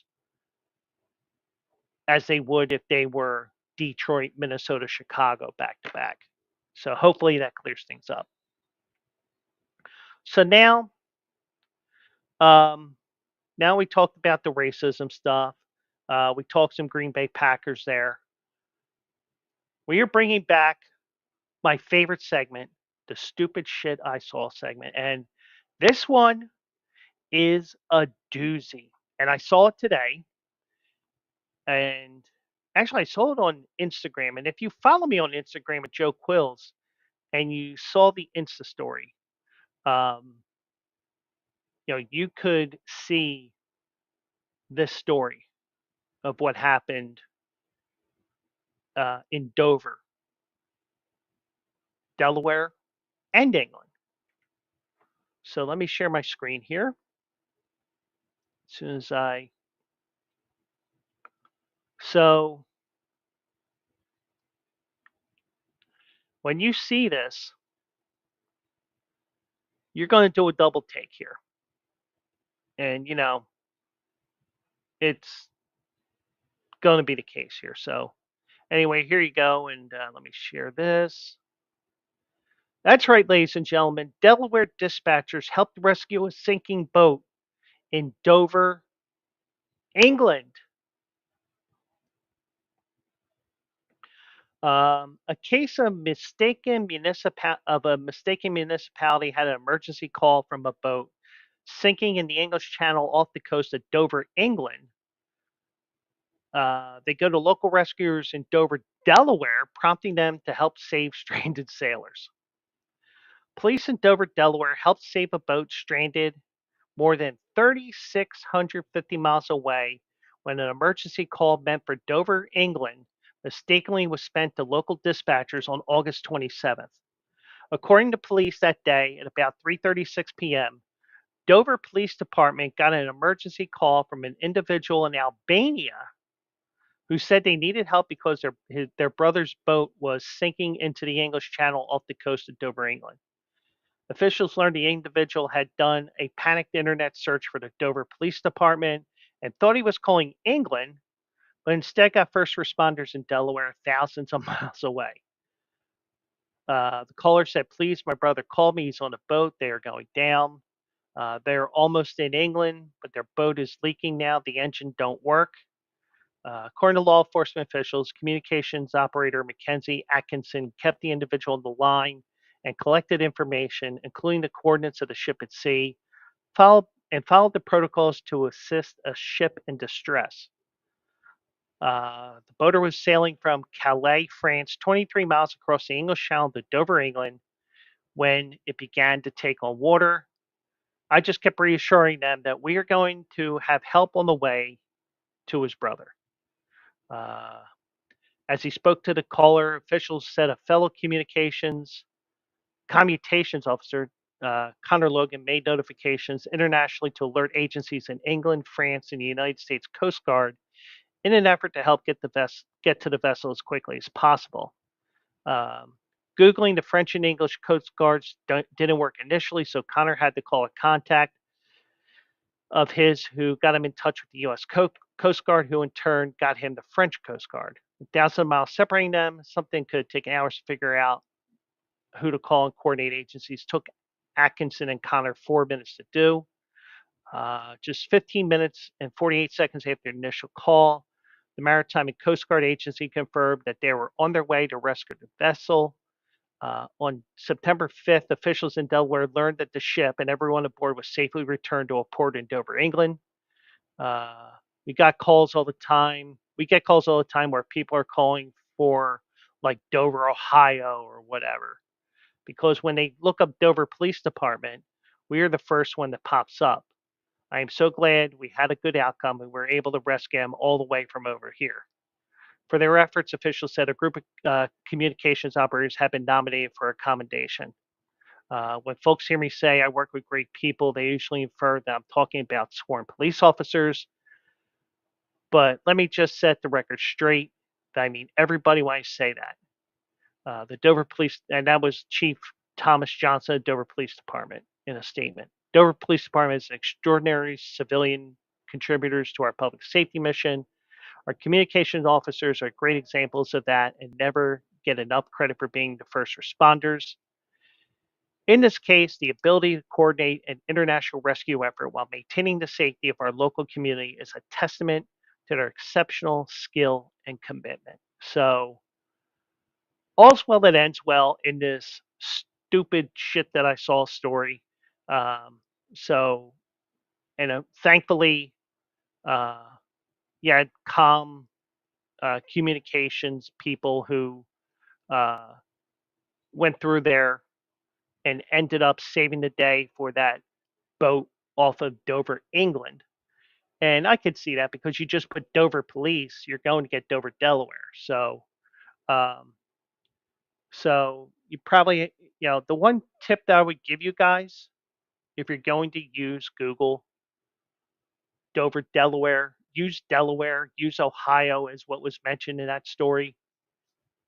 You know, um, make sure that you have as much information in that search bar. but thankfully everybody's okay. Uh, and the communications team of Dover, Delaware police helped out Dover, England, with what could have been a major tragedy. So good on them. And even though it's a stupid story that I saw, there is a happy ending in that. So we'll get to our picks in a second, but before we do that, just want to remind you to check out Rebet, which is a new sportsbook app that we are promoting here at Bleacher Brothers. And those that are listening on the podcast, on the uh, on the audio only, as I call it, you will the link will be there.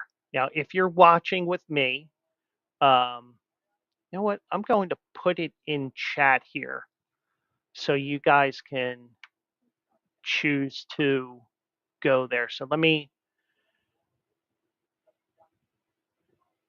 So if you go to this link here,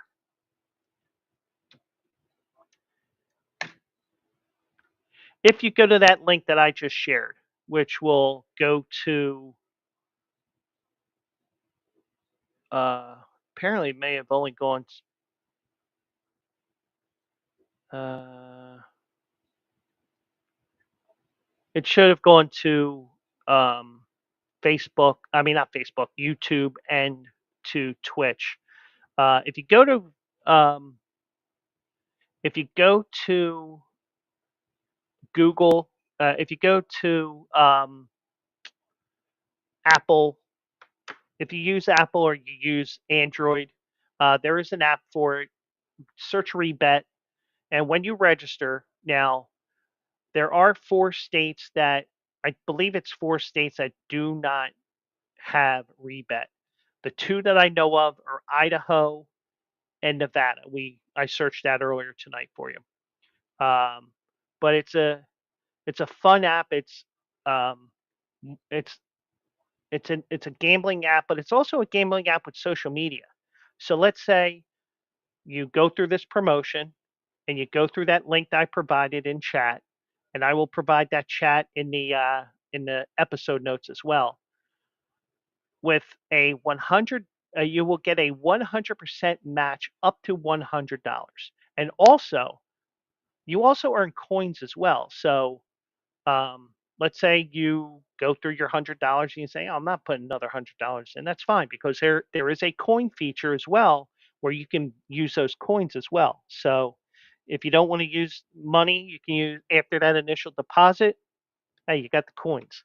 Now, it is also a social media type of a site as well. So you can follow other all your other friends' picks. I know I follow the leader of Bleacher Brothers, AJ, and he kicks ass on there, and I encourage you to tail his wagers whenever he posts them, even if it's on Bleacher Bet.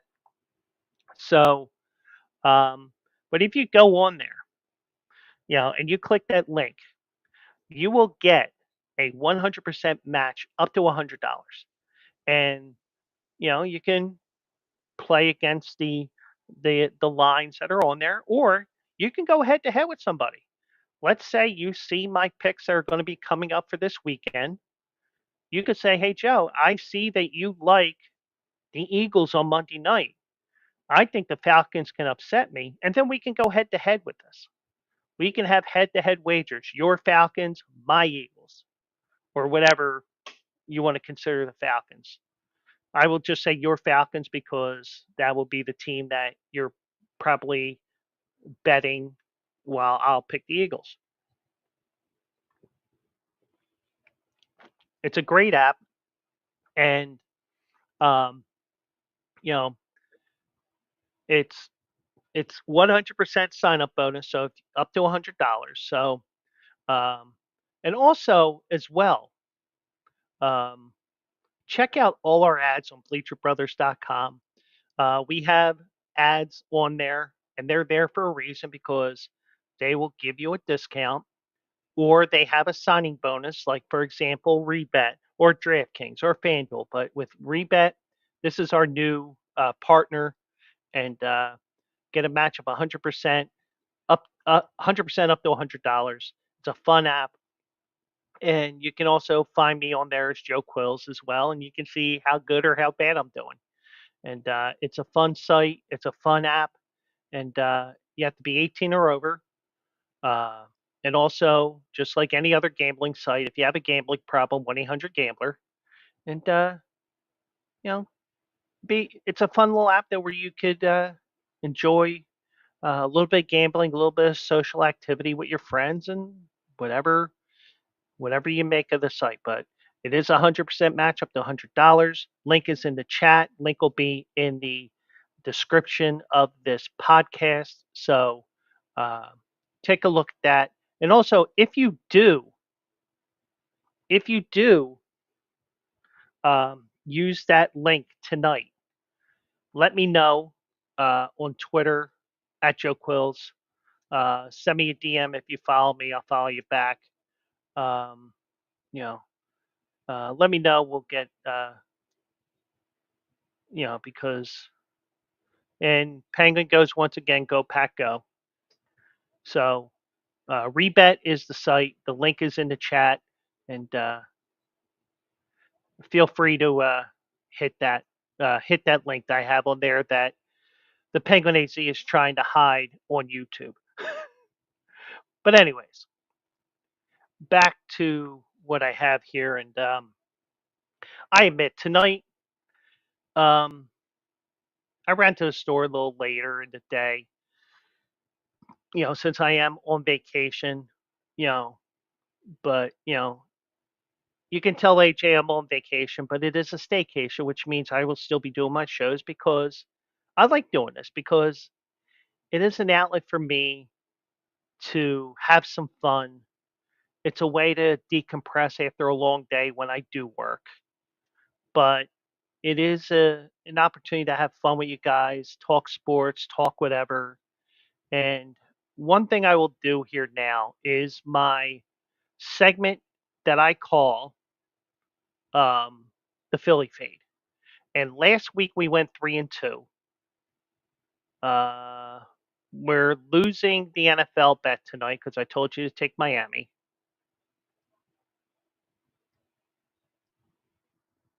And we are losing our Texas State wager with Arizona State. Arizona State's up 31-28 in the fourth quarter.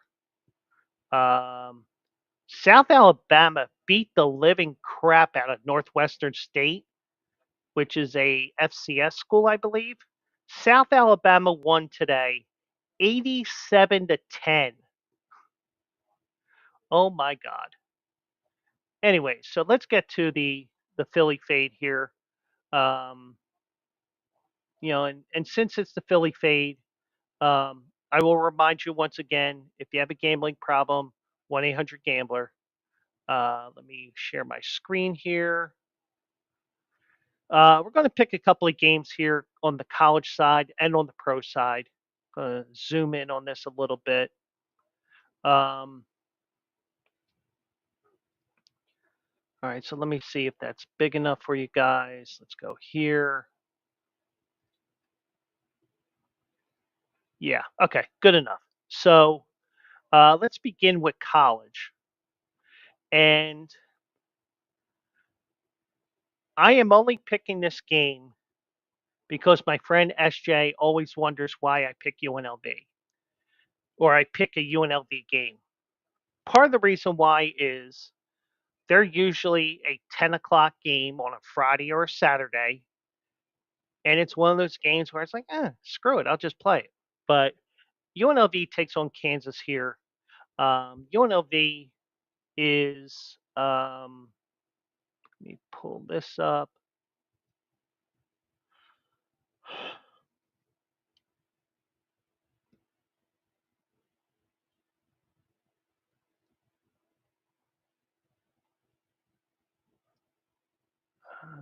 UNLV comes into this game 2-0.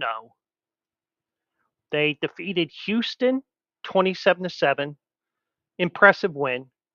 Then they took on Utah Tech, who is a FCS school. I hold zero stock in that 72-14 win. They are taking on Kansas here. Kansas is 1-1. They defeated Lindenwood, which is an FCS school, 48-3, and they lost to Illinois 23-17. Um, UNLV is a 9-point dog here, and usually I don't like these minus 112s. Anything over 110, I'm really leery about. But I'm going to take UNLV. I think that they will cover the 9-point spread. Uh, I probably would tell you to take the money line here, but we'll play it safe here. UNLV +9 at minus 112, and since I'm playing it safe, they'll probably win outright. So, if you're feeling daring, go with the money line, but I'm going to play it safe there. Then we are going to go down here.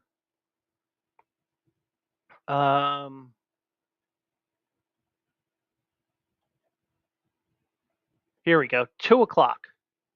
Coastal Carolina goes to Temple, and Temple is the worst team in FBS. And truthfully, I would not be surprised if Temple goes 0-12 this year. I mean, it's a bad team. They're in a bad conference. Um, you know, they have one or two good years, and when you have a good year, your coach gets poached and he goes to another program. Coastal Carolina comes in an 18-point favorite. Coastal Carolina, let me pull this up here.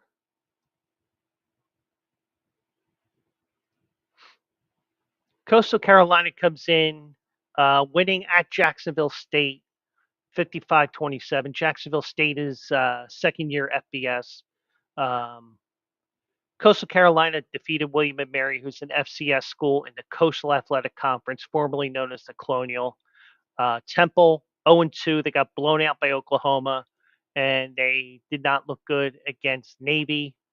I will tell you right now, Temple is dog shit. Take Coastal Carolina at minus 18.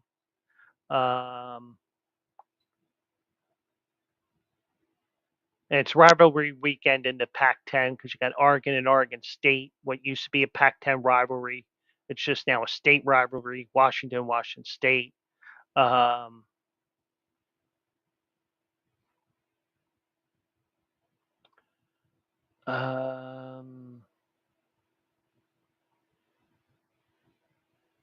Just looking to see if there's anything else I really like here.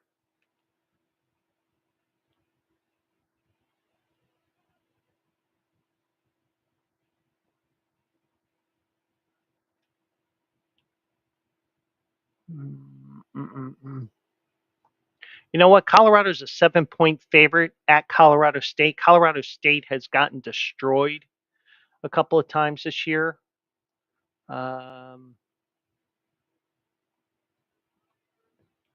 Colorado got blown out by Nebraska 28-10, but it was a lot worse than that. North Dakota State, they defeated in week 1, 31-26. North Dakota State is an FBS school in an FCS conference. So they're a team that you have to worry about in FCS. They take on Colorado State, who is 1-1. They defeated Northern Colorado, an FCS school, last week. They got blown out by Texas, 52-0. And this is a Saturday night game on CBS. And you know what? Let's go for the upset here. I'm going to take Colorado State because I really think Deion Sanders is not long for Colorado. I just think that the school will have enough of Deion. They'll tell him to take a hike possibly. But either way, I'm taking Colorado State on the money line at plus 225 here. So my 3 college picks, UNLV +9 at minus 112, Coastal Carolina minus 18 at minus 112, and Colorado State plus 225 on the money line. So those are my 3 picks there. Then we go to the National Football League. And let me do one thing here first.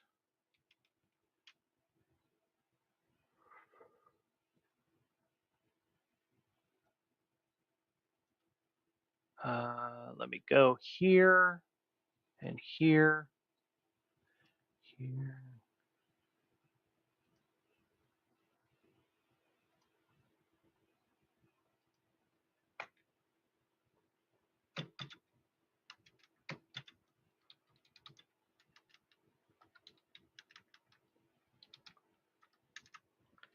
And forgive me, I'm doing something here at the same time. So I'm trying to do about 8 things at once here.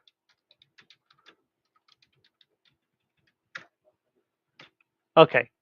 So now we go to the National Football League and we can clear that.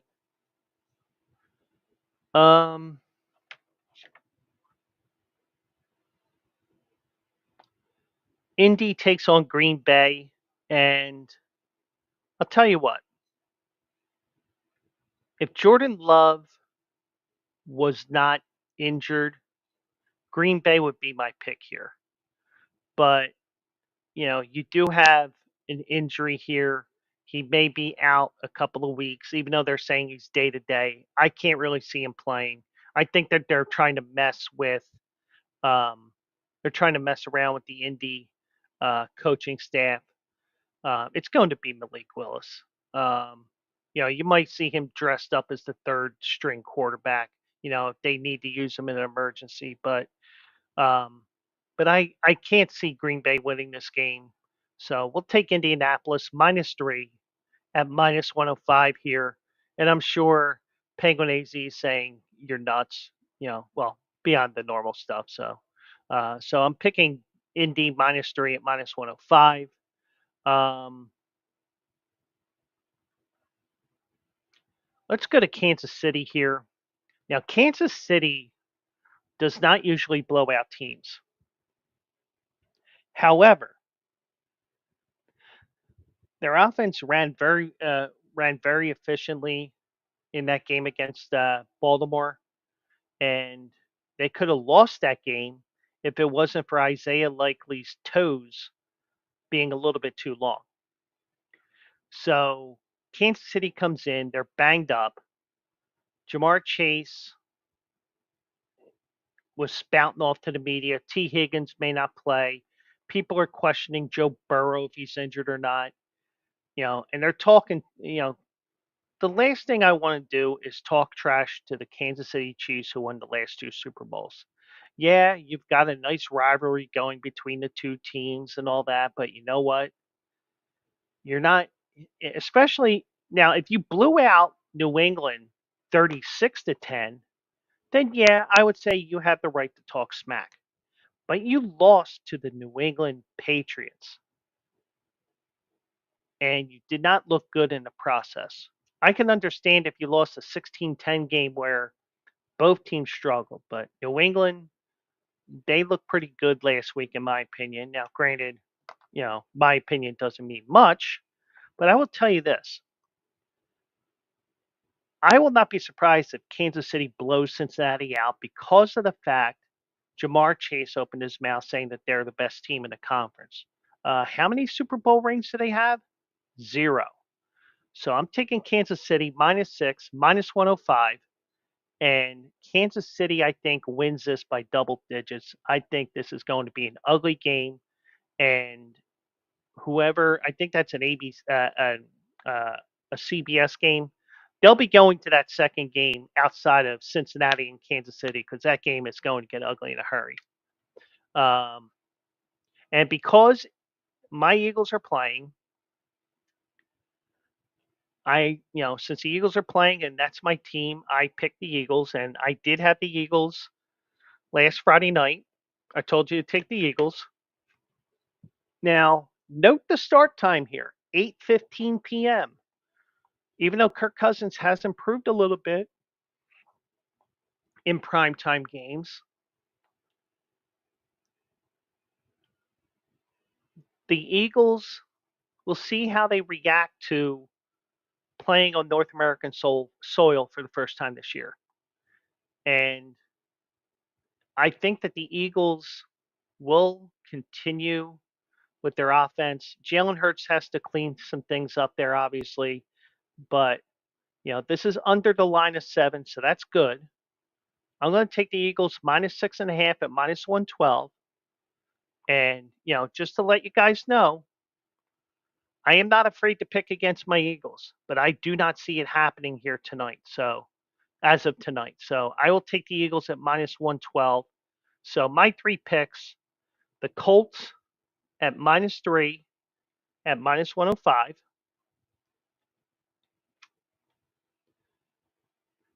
Take the Kansas City Chiefs